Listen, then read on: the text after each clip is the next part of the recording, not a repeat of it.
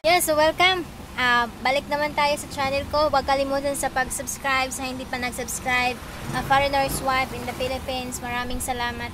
Kahapon pinag-usapan natin ang tungkol sa paano kami nakakilala ng yung asawa kong partner.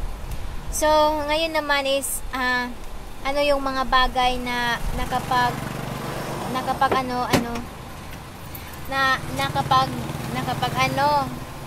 hindi ko talaga maisip kung ano talaga yung bagay na yon. So, ganito na lang.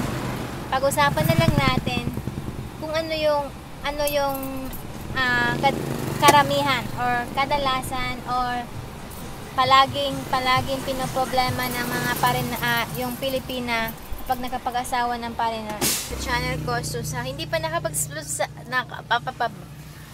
nakapag-subscribe, huwag kalimutan sa pag-subscribe. A Foreigner's Wife in the Philippines. Thank you so much also sa lahat ng nag-subscribe. So, kahapon pinag-usapan natin ang tungkol kung paano kami nakakilala ng husband kong partner. Ngayon naman, pag-usapan natin ang edad, yung agwat ng edad namin.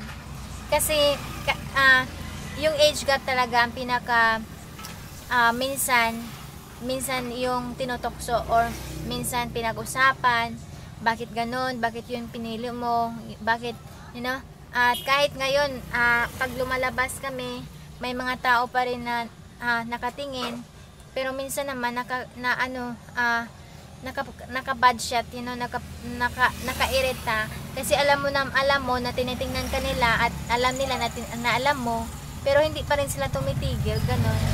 Pero ngayon,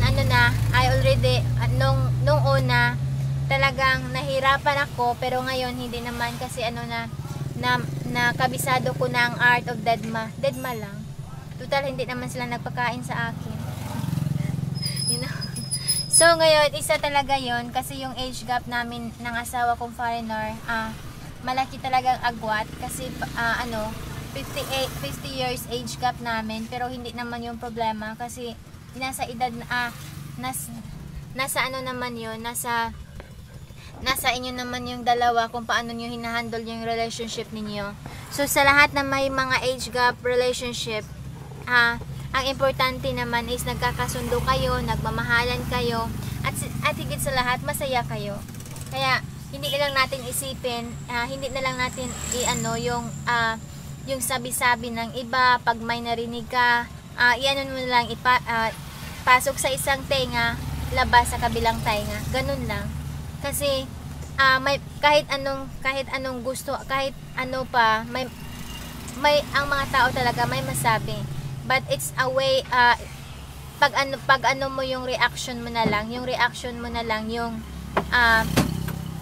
kung paano mo i-handle, So, kasi ang pagmamahal, ang paghanap ng pagkalinga, pagmamahal, pag-ibig, hindi naman yan